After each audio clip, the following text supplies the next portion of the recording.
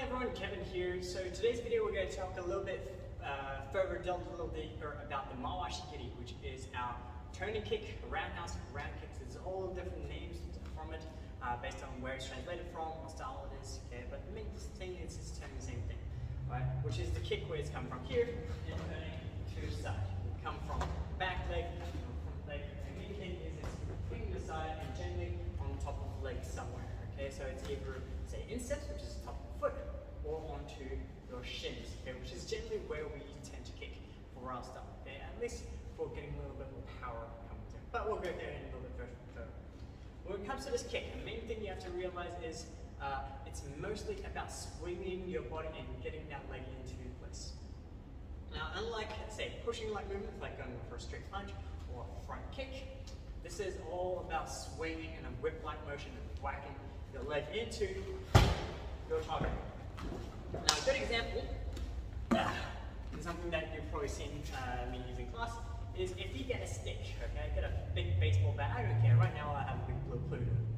Right, if you want to use this and you want to hit something as hard as you can, and turning your whole body, you'll notice that this is how your body turns, okay, you turn, you swing back, you go through and you drive your hip, turning, and your body goes through your target, boom. And that's where you want to go with your kick. No one wants to kick, no one swings a bat like this. No power coming from that. When it comes to a kick, it's the same thing. Don't try to do too much with just the leg. Okay? The leg itself doesn't do too much. The bending, chambering, and snapping out really is all about either speed or getting yourself in a better position to kick. Remember, in terms of your martial arts, you need to make sure at least the strike that you're using is effective on your target, and you can't do that without power. Now, second, when you come down to your speed, and then when it comes down to hitting your actual target, this is when it gets a little bit tricky when it comes in. Now, for full power, you basically more or less want that leg straight when it hits the target, and you're turning your body forward. Here. Power doesn't mean that you have to do too much with the knee. I can have it straight and still get a full power kick here. And where it gets tricky is when I want to hit the target. Because here, and turning, I'm very slow and I telegraph. It means that the other person can block it quite easily. So this is when it comes to the variations of how you want to hit. So with this, when I want to hit my target, I want to do a chamber. Okay? A chamber means lifting this leg up and having the knee pointing at the target. Now there's two ways of doing it. I can point it straight up like this, like I'm about to do my Mai-Giri, and then switch over and turn over. Okay? As high speed, it looks like this. For a split second, you can't really tell what kick I'm about to do. I can go from here to Mai-Giri, obviously. I can go here into the roundhouse kick. I can go here into my Yoko-Giri, which is my side kick. And that's one of the ways this type of chamber and boom, chamber and boom, chamber and boom helps distract the target, right, and make sure that I can land hit. But it also means that the power is a little bit less. Most of the times when we practice, you'll notice that we tend to do it halfway, which means we come up and it's a little bit aimed this way, and it goes to the side a little.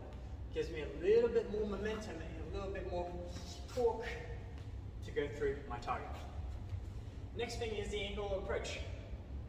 When it comes to the angles, there are different ways to just kick, depending on where you hit it. If you're going to the head in general, simply because you can't go higher, right, the kick will come up slightly up in this angle here. When it comes to the body, you generally can go up by going up to the ribs, like so, boom. Good thing about this one is it goes right into ribs and digs into the lungs. Right? It's very good with attacking those floating ribs. Downside is if the person has got their guard up, it can very easily hit the elbows, and it's a lot easier to block. It's also a little bit easier to grab when it comes to that. Right? And so finally, you can also make it sideways, boom, okay, or slightly downwards, depending on how tall you are. Right? You're turning in this way. This gives you a little bit more power, but it is a little bit harder to execute.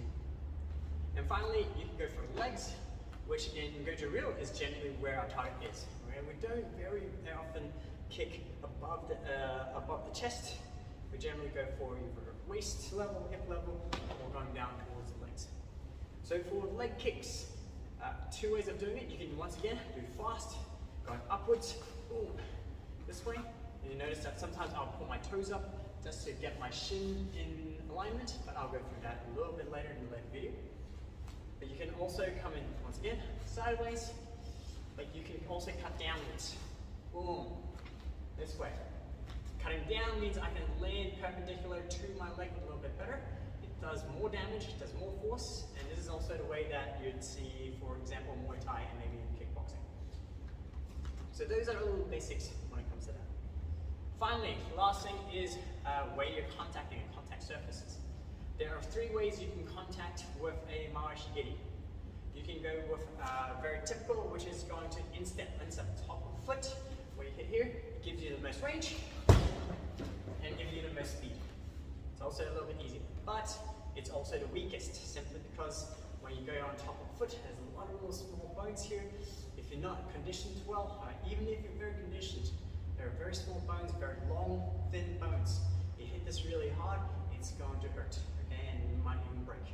So generally these are only for, say, head kicks, and also very weak spots like soft spots in the belly, side of bodies, floating ribs, outside leg, inside leg. These are the general areas.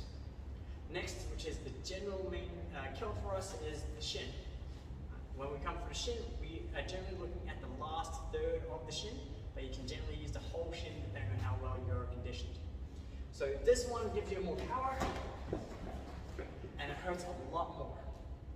Other thing is, unfortunately, it means that you have a less distance, obviously, and you do have to angle it quite right. And if you're not conditioned enough, it still hurts a lot, especially if you're hitting in the middle of the shin bone and hitting other people on their shins or other ways they're going to attack. But because of that, this is a very big bone.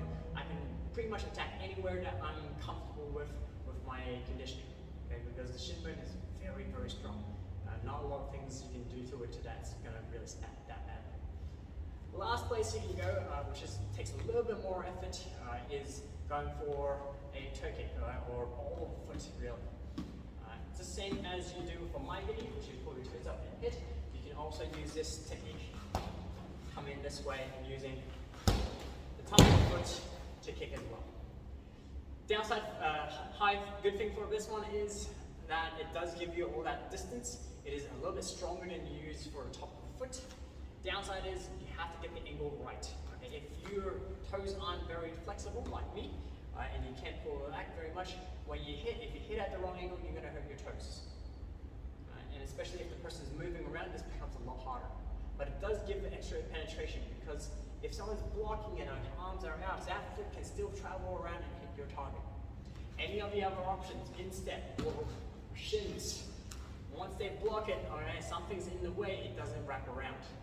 Here, you can wrap around the target and go a little bit further.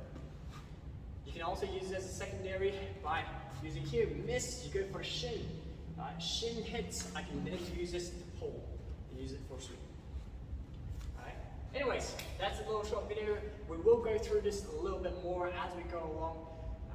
All the techniques that we have, any of your most basic techniques, there are always more levels, always more ways to utilize it and get a little bit better. Okay, so stay tuned. I'll get a little bit more later. But once again, if you have any questions or any comments, put it in the comments below, and I'll see you guys later.